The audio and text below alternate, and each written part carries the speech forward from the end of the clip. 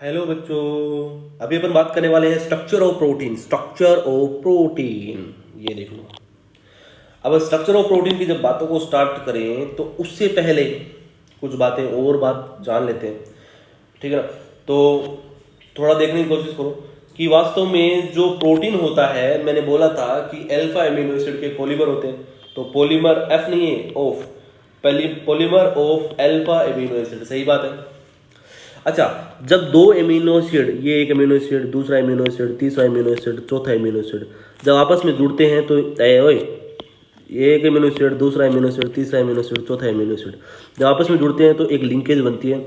जैसे दो मोनोसेकेराइड जुड़ते हैं तो ग्लाइकोसाइड लिंकेज बनती है। यहाँ पर बनती है पेप्टाइड लिंकेज। क्या बनती है? पेप्टाइड लिंकेज, पेप्टाइड बॉन्ड बनता है, ठीक है। अगर मैं कहूँ कि पेप्टाइड, दो एमिनो एसिड को जोड़ने के लिए क्या बनेगा? कौन सा बॉन्ड बनेगा? पेप्टाइड बॉन्ड बनेगा। पेप्टाइड बॉन्ड कैसे बनेगा? देखो, एक amino acid R C H C double bond O H और NH2 है, सही बात है। इसकी रिएक्शन अपन ने करवा दी किसके साथ? दूसरे एमिनो एसिड के साथ, है ना। तो यहाँ इस नीचे एग्जाम्पल दे रखा है, उससे देखते हैं। देखो, दो जो अल्फा एमिनो एसिड्स होते हैं वो बच्चों किससे जुड़े होते हैं? पेप्टाइड लिंकेज से, पेप्टाइड बॉन्ड से, कनेक्ट बाई पेप्टाइड लिंकेज।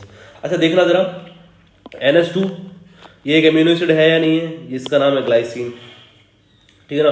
और इसका नाम है ग्लाइसिन के बाद में कौन सा एमिनो एसिड था? वेलिन था या कौन सा था? एलानिन। तो ये एलानिन एमिनो एसिड है। तो दो एमिनो एसिड है, ये है ग्लाइसिन और ये है एलानिन एमिनो एसिड। अब दोनों में देखो, ये क्या है? कार्बोक्सिलिक एसिड, और ये है NH2 ग्रुप।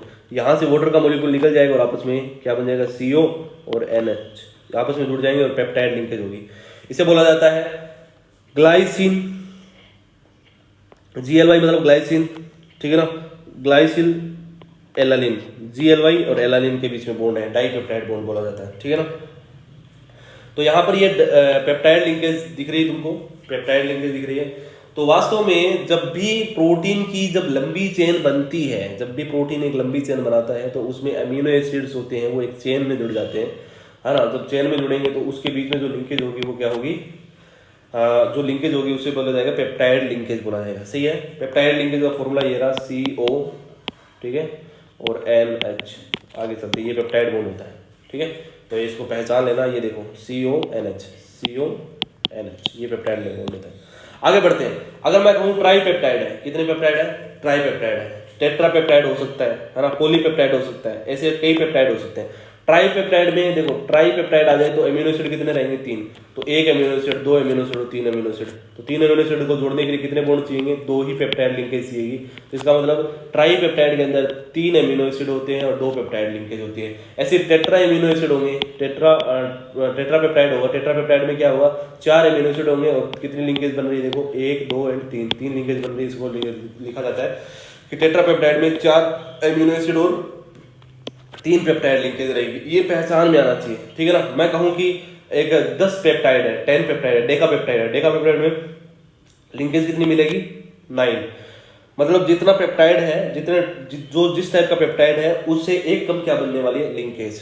अच्छा, मैं कहूँ कि एक प्रोटीन है जिसके अंदर क्या है? 10,000 मॉलिक्यूल है। 10,000 मॉलिक्यूल, उसमें पेप्टाइड बॉन्ड कितने हैं? 10,000 एमिनो एसिड है तो उसमें पेप्टाइड बॉन्ड कितने हैं? 9,999, ठीक है। तो ये इंपॉर्टेंट बात है, ये समझना भी जरूरी है। तो एक होता है try peptide 3 amino acid, tetra peptide 4 amino acid और पॉलीपेप्टाइड किसे बोला जाता है? जब 10 से ज्यादा एमिनो एसिड होते हैं ना किसी प्रोटीन के अंदर या किसी चेन के अंदर, 10 एमिनो एसिड होते हैं ना, मोर देन 10 होगा तब पॉलीपेप्टाइड बोल दिया जाएगा। अब प्रोटीन कब बोला जाता है? जब एमिनो एसिड की नंबर किससे ज्यादा हो जाए? 100 से ज्यादा हो जाए और मोलिकुलर वेट किससे ज्यादा हो जाए? 10,000 यूनिट से ज्यादा हो जाए, तो उसको बोला जाता है प्रोटीन, ठीक है ना। तो यहाँ पर याद रखना, पॉलीपेप्टाइड कब बोला जाएगा? पॉलीपेप्टाइड तब बोला जाएगा जब एमिनो एसिड कितने रहे? 10 से ज्यादा, ठीक है।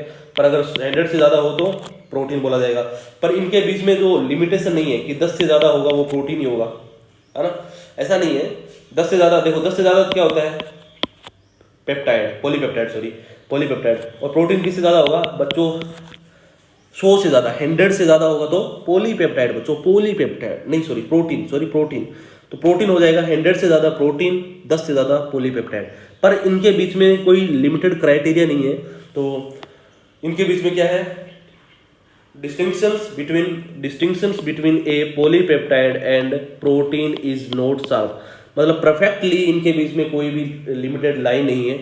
फॉर एग्जाम्पल से समझे, अकॉर्डिंग टू रूल इंसुलिन क्या होता है, प्रोटीन होता है। इंसुलिन क्या होता है बच्चों, प्रोटीन होता है, ठीक है ना। इंसुलिन को अपन बोलते हैं प्रोटीन, इंसुलिन प्रोटीन बोला जाता है, ठीक है ना। अब इंसुलिन को प्रोटीन जब बोला जाता है तो पर इंसुलिन के अंदर एमिनो एसिड कितने होते हैं, 51।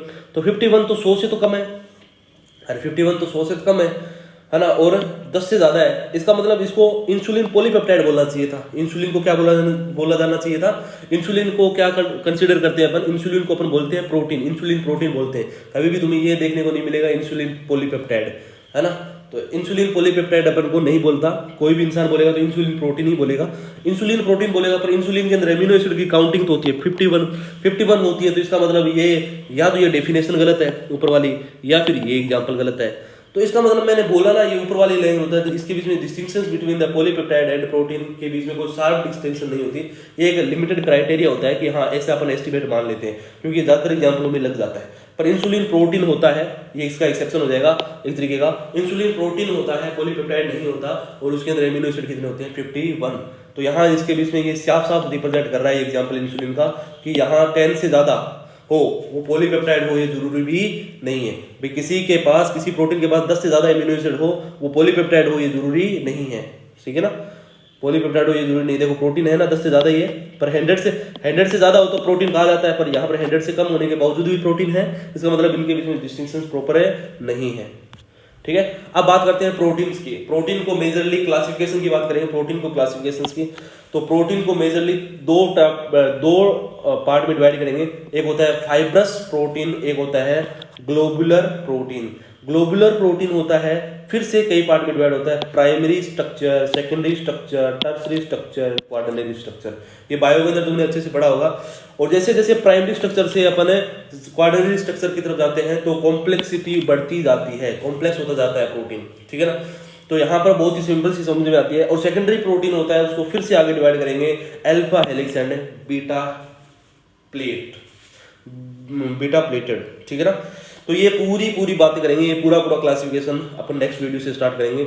इस वीडियो में बस इतना सा रखते हैं, क्योंकि बहुत ज़्यादा बड़ा पोर्शन हो जाएगा। अभी मैं स्टार्ट भी करूँगा तो बहुत ज़्यादा बड़ा पोर्शन रहेगा, इसलिए अपन क्लासिफिकेशन इस प्रोटीन का नेक्स्ट वीडियो से स्टार्ट करेंगे। पहले अपन किसकी बात करेंगे, फाइब्रस प्रोटीन की, उसके बाद में किसकी बात करेंगे, ग्लोबुलर प्रोटीन की, फिर ग्लोबुलर प्रोटीन के बाद में प्राइमरी, सेकेंडरी के अंदर alpha helix, beta pleated, and third पढ़ेंगे टर्सरी स्ट्रक्चर, क्वाटरनरी स्ट्रक्चर। इसके बाद में ये प्रोटीन अपना हो जाएगा खत्म। उसके बाद में अपन इंजाइम स्टार्ट करेंगे बच्चों, इंजाइम, ठीक है। तो हाल फिलहाल बस इतना रखते हैं, बाकी बातें करेंगे ब्रेक के बाद। धन्यवाद।